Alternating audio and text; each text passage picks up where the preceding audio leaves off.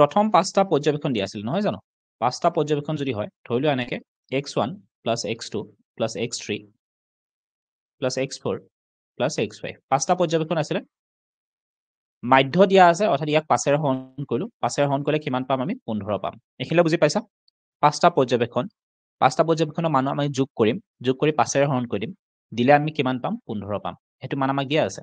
তো তেতিয়া হলে ইয়াৰ পৰা চোন কি লিখিব পাৰি x1 + x2 + x3 + x4 + x5 is equal to কিমান হ'ব এটো পূৰণ কৰি দিয়া 5 15 কিমান 75 এখিলে বুজি পালা নেক্সট প্ৰথম তিনিটা পৰ্যবেক্ষণৰ মাধ্য 14 প্ৰথম তিনিটা কোন আছিলে x1 x2 আৰু x3 অৰ্থাৎ x1 + x2 + x3 ইহতক তিনিটাৰ মাধ্য গতিকে 3 ৰে হৰণ 3 ৰে হৰণ কৰিলে কিমান পাম 14 গতিকে ইয়াৰ পৰা কি লিখিব পাৰি x1 + x2 + x3 is equal to কিমান হ'ব 3 14 42 ঠিক একেদৰে পিছৰ কেইটাৰ কথা কৈছে শেষৰ তিনিটা পৰ্যবেক্ষণ শেষৰ তিনিটা কোন কোন আছিলে x3 x4 x5 x3 x4 x5 ইহতৰ কাৰণে মাধ্য লাগে তিনিটা আছে 3 ৰে হৰণ is equal to কিমান দিয়া আছে 17 তো এটা এনেকৈ লিখিব পাৰি x3 + x4 + x5 is equal to কিমান হ'ব 3 17 51 এখিলে বুজি পালা এখিলে বুজি পাইছানে প্ৰথম সমীকৰণটো 1 নম্বৰ দ্বিতীয়টো 2 নম্বৰ this is 3 yes এতিয়া মন কৰা এতিয়া যদি মই এই সমীকৰণটোৰ লগত 2 নম্বৰ সমীকৰণটোৰ লগত 2 নম্বৰ সমীকৰণটোৰ লগত 3 নম্বৰ সমীকৰণটো যোগ কৰো কৰি 1 নম্বৰ সমীকৰণটো বিয়োগ কৰি দিম প্ৰথমতে এই দুটা যোগ কৰো কি দেখা পোৱা চোৱা ইয়াতে কি আছে x1 x2 x3 ইয়াত কি আছে x3 x4 x5 মন কৰিছানে x1 x2 x3 x4 x5 x1 ৰ পৰা x5 লৈ আছে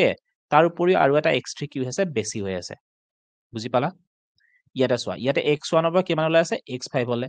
গতিকে মই এই 6টাৰ পৰা যদি মই এই 6টাৰ পৰা এই দুটাটো গুটে কিটা যোগ কৰিম 6টা হৈ গল এই 6টাৰ পৰা যদি এই 5টা বিয়োগ কৰি দিও তেতিয়া হলে তোমাৰ হাতত কি থাকিব এই যে x3 এটা বেছি হৈ থাকিলে হেতু থাকিব অৰ্থাৎ মই লিখিব পাৰো x3 is equal to এই দুটা যোগ হ'ব অৰ্থাৎ 42 + 51 42 + 51 minus 75 2 লগত 1 যোগ কৰিলে 3 5 লগত 4 যোগ কৰিলে 9 93 পৰা 75 বিয়োগ কৰি দিয়া কিমান হ'বগে 818 so option B is the correct answer কথাটো বুজি পালানে মই দীঘলীয়াকৈ লিখি থকা নাই আৰু বুজি পালা নাই প্ৰশ্ন বুজি পালা নেক্সট নম্বৰ 2 কি কৈছে চোৱা প্ৰথম এটা স্বাভাৱিক সংখ্যাৰ মাধ্য হল 5n/n 5n/9 ইয়াতে তোমাৰ n ৰ মান সুধিছে প্ৰথম এটা স্বাভাৱিক সংখ্যাৰ মাধ্য এটা তুমি গম পাব লাগিব যে প্ৰথম এটা স্বাভাৱিক সংখ্যাৰ যোগফল কিমান হয় ফৰ্মুলা কি আছিল যোগফল কি আছিল n * n + 1 divided by 2 এটো আছিল তোমাৰ প্ৰথম এটা স্বাভাৱিক সংখ্যাৰ যোগফলৰ formula n * n + 1 divided by 2 তো ইয়াৰ কাৰণে তুমি ভালকে মন কৰা এতিয়া মাধ্য আমি যদি উলিয়াব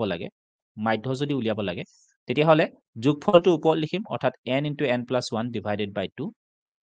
আৰু কিমানটা মান আছিল n টা মান আছিল গতিকে n ৰে হৰণ এখিলে বুজি পালা সো এটো এনেকৈ লিখিব পাৰি n * n + 1 divided by 2 এই যে n টো আছে n টো কলে গুছি আহিব ইয়ালে গুছি আহিব ওকে n টো কলে গুছি যাব ইয়াতে সো n cancel এতিয়া ইয়াৰ মানখিনি তোমাক দিয়া আছে ইয়াৰ মানখিনি কিমান হয় এইখিনি হয় 5n/5n/9 হয় বুজি পালা এখিনলে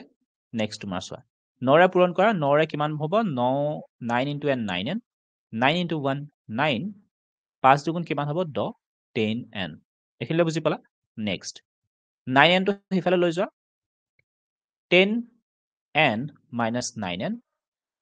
সো 10টাৰ পৰা এটা n গলে 9টা n গলে কিমান থাকিব এটা n থাকিলে আৰু n is equal to কিমান হ'ব 9 so option C is the correct one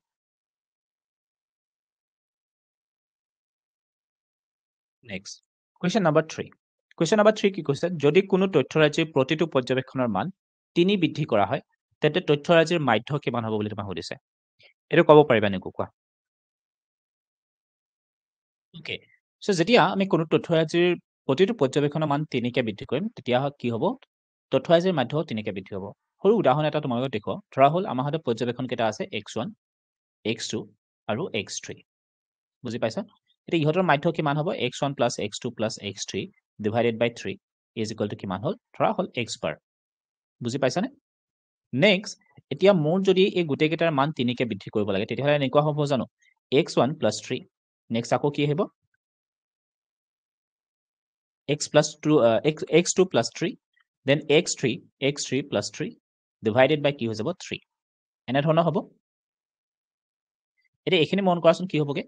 ইয়াতে x1 আছে x2 আছে x3 আছে গোটেই কেইটাতে আছে সো মই লিখিব পাৰো x1 plus x2 plus x3 okay plus কিমান হ'বগে 9 divided by কিমান হৈ গ'ল 3 is equal to x bar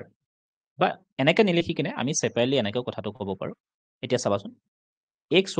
x1 plus x2 divided by 3 plus ইয়াতে চোৱা 9 by কি হৈ যাব 3 9 by 3 হৈ যাব এতিয়া এইখিনি মানে জানো x bar নাছিলে এইখিনি x bar আছিলে সো x bar plus কি হৈ যাব 9 ক 3 হৰণ কৰিলে 3 অৰ্থাৎ 3x bar is your answer হয় নাই অৰ্থাৎ আমি কি দেখা পালো যে যেটো মাধ্য আমাৰ আছিলে আৰম্ভণতে সেই মাধ্যটোৰ লগত আৰু কি হ'ল 3 যোগ হ'ল কেতিয়া পালো আমি এটো প্ৰতিটোৰ লগত আমি যেতিয়া 3 যোগ কৰিলো তেতিয়া নতুন যেটো মাধ্য হ'ব হেতু কি হ'ব 3 বাঢ়িব so option A is the correct one কথাটো বুজি পালা নেক্সট নম্বৰ 4 টো কি কৈছে কোনো তথ্য x1 x2 ৰ পৰা এনেকৈ গৈ আপ টু xn পালে ইয়াৰ ক্ষেত্ৰত ইয়াৰ বাৰংবাৰতা ক্ৰমে কি হয় f1 ৰ পৰা fn হয় এটা তোমাক সুধিছে summation of fi xi minus x বাৰৰ মানটো কিমান হ'ব summation of fi xi minus xi minus x বাৰৰ মানটো কিমান হ'ব বুলি তোমাক সুধিছে ওকে সো ফৰ্মুলাটো তোমালোকে কি বুলি পাইছিলে x বাৰৰ ফৰ্মুলা কি বুলি পাইছে x bar is equal to কি আছিল summation of fi xi okay 1 to n বুলি ধৰিলো divided by কি আছিল summation of fi okay divided by summation of fi এনে ধৰণে পাইছা ফৰ্মুলা হয় না মাধ্যৰ ফৰ্মুলা এটো আছিল হয় নাই মাধ্যৰ ফৰ্মুলা এটো সো 1 upon n এনেকৈ লিখিব পাৰি এতিয়া কথা এটা মন কৰা সো মই যদি ইচ্ছা কৰো ইহত এটা পূৰণ কৰি দিছো চোৱাচোন কেনেকুৱা হ'বগে summation of fi x bar হ'বনে এনেকৈ পূৰণ কৰিলে কি হ'ব summation of fi x bar is equal to summation of fi xi হ'ব দেখিলে বুজি পালা এতিয়া মই যদি এই মানখিনিক যদি মই এইখিনিকো নিব পাৰা এইখিনিক যদি মই সোফালে লৈ যাওঁ মাইনাস হৈ যাব সোফালে লৈ গ'লে কি হৈ যাব মাইনাস হৈ যাব অৰ্থাৎ এনেকুৱা নহ'বনে summation of fi xi minus summation of fi কি হৈ যাব x bar দেখিলে বুজি পালা ইয়াতে কি থাকিব তেতিয়াহ'লে ইয়াক যদি মই সোফালে লৈ যাওঁ কাৰণ ইয়াতে চোৱাচোন মাইনাস x bar আছে সেইকাৰণে মই সেইফালে লৈ গ'লো তো ইয়াত কি থাকিব 0 থাকিব কি থাকিব 0 সো ইয়াক তুমি এনেকৈ লিখিব পাৰা summation of যেহেতু fi টো দুটাতে কমন আছে সো summation of fi ইয়াতে কি থাকিব xi minus x bar ইয়াৰ মানটো কিমান পালো আমি 0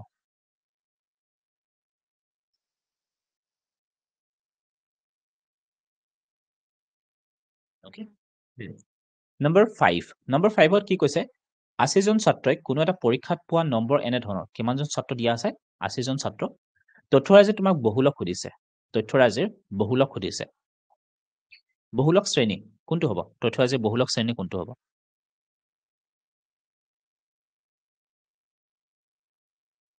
80 জন ছাত্ৰৰ কাৰণে দিয়া আছে তালিকাখন দিয়া আছে নম্বৰ দিয়া আছে 10তকৈ কম পোৱা ছাত্ৰৰ সংখ্যা দিয়া আছে 3 20তকৈ কম পোৱা 12 30তকৈ কম পোৱা 27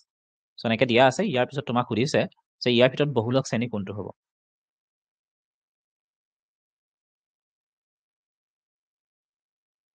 চি হ'ব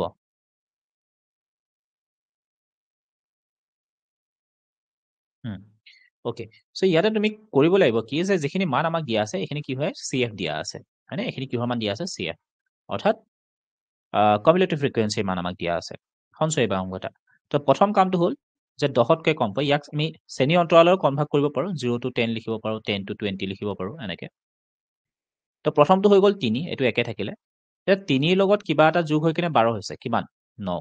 তেতিয়াহ'লে ইয়াৰ মানটো কিমান হ'ব 9 9 এ 3 এ 12 হৈ আছে এতিয়া 12 লগত আকৌ কিবা যোগ হৈ কিনে 27 হৈছে কিমান যোগ হৈ আছে 15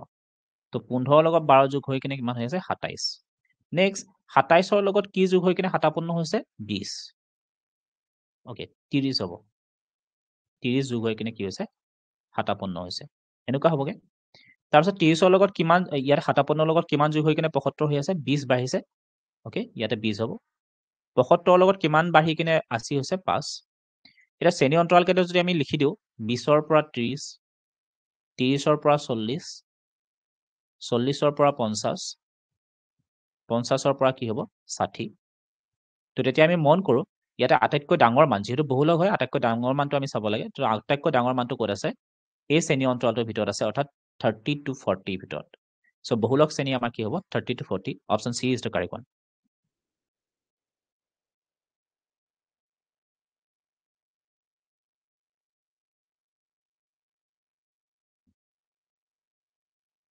কুৱেশ্যন নম্বৰ 6 দিয়া আছে কোনো পৰ্যবেক্ষণৰ তথ্যৰাজিক ঊৰ্ধ্বক্ৰম বা অধক্ৰমক সজাই পোৱা মাজৰ মানটো হৈছে এইটো সকলোৱে পাৰিবা কি হ'ব এইটো কোনো তথ্যৰাজিক আমি ঊৰ্ধ্বক্ৰম বা অধক্ৰমত যদি সজাওঁ সজাই কিনে যিটো মাজৰ মান হয় সেই মাজৰ মানটো কি হয় মধ্যমা নেক্সট কুৱেশ্যন 7 কুৱেশ্যন 7ত কি কৈছে কোনো এক তথ্যৰাজিৰ মাধ্য আমাক দিয়া আছে আৰু মধ্যমা আমাক দিয়া আছে 7.2 আৰু 7.1 তথ্যৰাজিৰ বহুলক তোমাক সুধিছে কিমান হ'ব এইটো উত্তৰ Yes. এইটো কোৱা কুৱেশ্যন নম্বৰ 7 ইয়াৰ আনসাৰ কি হ'ব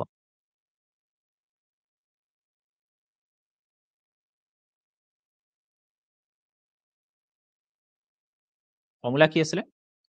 বহুলক ইজ ইকুৱেল টু 3 ইনটু মধ্যমা মাইনাছ 2 ইনটু মাধ্য মধ্যমাৰ মান কি হয় পিছৰটো হ'ব মাধ্যৰ মান আগৰটো 3 ইনটু 7.1 মাইনাছ 2 ইনটু 7.2 পূৰণ কৰা কিমান হ'ব 3 গুণ 3 7 3 গুণ 21 মাইনাছ 2 দুগুণ 4 7 দুগুণ 14 9 ইয়াতে থাকিলে তোমাৰ 0 10 10ৰ পৰা 4 গ'লে 6 6.9 is Euro answer okay option D is the correct one বুজি পাইছনে নেক্সট কুৱেশ্যন নম্বৰ 8 তলৰ বিভাজনৰ ক্ষেত্ৰত মধ্যমা শ্ৰেণী আৰু বহুলক শ্ৰেণীৰ নিম্ন সীমাৰ সমষ্টি কিমান হ'ব বুলি তোমাক সুধিছে দুটা বস্তু উলিয়াব লাগিব এটা হ'ল মধ্যমা শ্ৰেণী আৰু আনটো হ'ল বহুলক শ্ৰেণী ওকে মধ্যমা শ্ৰেণীৰ নিম্ন সীমা আৰু বহুলক শ্ৰেণীৰ নিম্ন সীমা দুটা ল'ব লাগিব লৈ তাক আমি যোগ কৰিব লাগিব ওকে বহুলক শ্ৰেণী কিমান হৈ আছে বহুলক শ্ৰেণী হ'ল এইটো বহুলক শ্ৰেণীৰ নিম্ন সীমা কিমান বহুলক শ্ৰেণীৰ নিম্ন সীমা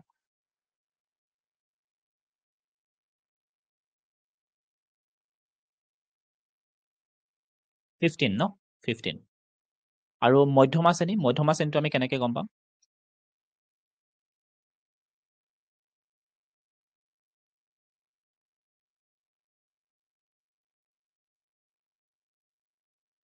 মধ্যমা শ্ৰেণী কেনেকৈ গম পাম গোটেইকেইটা যোগ কৰিব লাগিব 10 15 কিমান হ'ল 25 25 10 25 10 35 36 37 37ৰ লগত 20 যোগ কৰিলে কিমান হ'ব 57 57ৰ লগত 9 যোগ কৰিলে 9 7 16 66 66ক আমি 2ৰে হৰণ কৰি দিলোঁ ওকে 66ক 2ৰে হৰণ কৰিলে কিমান পাম 33 পালোঁ এতিয়া তুমি CF উলিয়াব লাগিব কি উলিয়াব লাগিব CF তো CF উলিয়াবৰ কাৰণে প্ৰথমটো একে থাকিলে তাৰপিছত এটা যোগ কৰা 10ৰ লগত 15 যোগ কৰিলে কিমান হৈ গ'ল 25 25ৰ লগত 12 যোগ কৰা কিমান হ'বগে 37 25ৰ লগত 12 যোগ কৰিলে কিমান হ'ব 37 37ৰ লগত 20 যোগ কৰিলে কিমান 57 57ৰ লগত 9 যোগ কৰিলে কিমান হ'ব 66 এতিয়া চোৱা এই 33 মানটো ইয়াৰে CF ৰ কোনটোৰ ভিতৰত আছে এইটোৰ ভিতৰত নাই জানো 37 সো তেতিয়াহ'লে মধ্যমা শ্ৰেণী কি হ'ব এইটো হ'ব বুজি পাইছানে এইটো হ'ব বহুলক শ্ৰেণী এইটো বহুলক শ্ৰেণী দুটা শ্ৰেণী আমি বেলেগ বেলেগ পালো বহুলক শ্ৰেণী হ'ল এইটো আৰু দ্বিতীয় এইটো কি হ'ব মধ্যমা শ্ৰেণী কেনেকৈ উলিয়া বুজি পালা মধ্যমা শ্ৰেণী বহুলক শ্ৰেণীৰ কাৰণে ফ্ৰিকুৱেঞ্চিটো চালেই হ'ল বাৰংগত চব আটাইতকৈ বেছি ক'ত আছে সেইটো আৰু মধ্যমা শ্ৰেণীৰ কাৰণে তুমি CF ৰ মানটো চাব লাগিব অৰ্থাৎ সঞ্চয়ী বাৰংগতা মানটো চাব লাগিব ইয়েছ ওকে এতিয়া ইয়াৰ নিম্ন সীমা কিমান আছিলে 10 So 10 যোগ 15 কিমান হ'ব তেতিয়াহ'লে 25 25 is your answer এইটো চোৱা কি কৈছে বহুলক শ্ৰেণীটো সুধিছে C হ'ব ওকে So ইয়াতে আমি দেখা পাইছো আটাইতকৈ ডাঙৰ মানটো আছে 75 So আমাৰ কাৰণে বহুলক শ্ৰেণী হ'ব 20 to 25 next Okay So ঠিক আছে তো কথাটো এনেকুৱা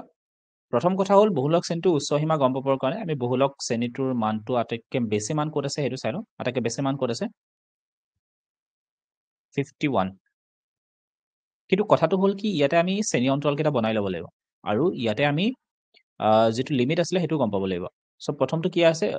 140তকৈ কম অৰ্থাৎ 140তকৈ কম আমি এনেকৈ ক'ব পাৰোঁ যে ইয়াতে কিবা এটা আছিলে লেটছে ইয়াতে কিমান হৈ আছে 5 মূৰে মূৰে হৈ আছে গতিকে আমি ধৰি ল'লোঁ যে 135 হৈ আছে 135 to 140 আমি ধৰিব পাৰোঁ